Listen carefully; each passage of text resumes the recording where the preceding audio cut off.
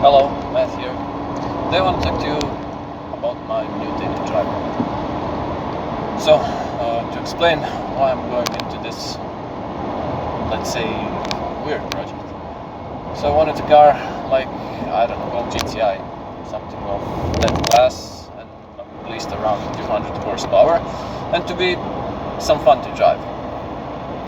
Now, the budget was pretty strict at 10,000 euros, and I wanted something a bit newer, 7 to 8 years old at tops.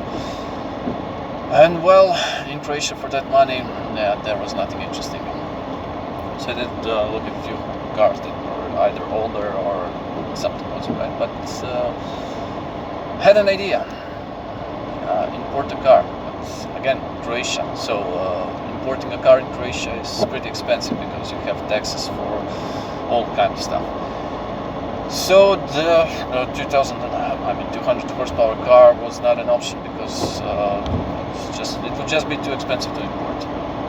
But what I found out was a very interesting car with 100 horsepower, 102, 75 kilowatts, something like that, and a pretty tunable engine. It's a 1.6 turbo engine, which is the same as a bit stronger version of that car, and only with the remap it should be at around 200-220 horsepower.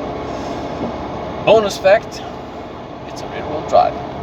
So what I bought was a BMW 114i, and with all taxes paid, registered and everything, the car was about 7,500 euros. Of course, as soon as I bought the car, like every used car I buy, in this case it wasn't timing belt but the timing chain change. Fortunately I haven't recorded the video, I did it myself, and to be honest, on this car it's a pretty easy job. It took me 2 hours and 15 minutes job. From 1 to 10 I would say like 4.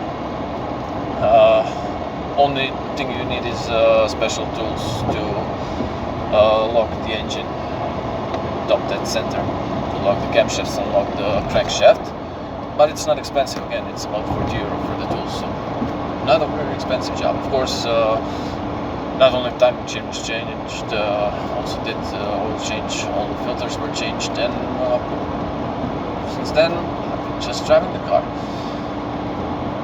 I kind of like it. It's my first rear-wheel drive car, and I think it would be very fun, but there are always some annoying things with every car. So first annoying thing is heat shield. Heat shield and wastegate.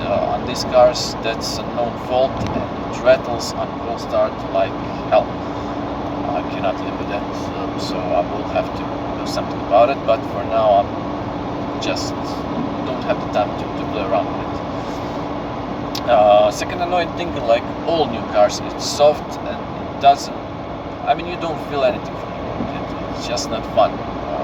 Cars are much more involving, so yeah, there's that, but that's where the mods come in.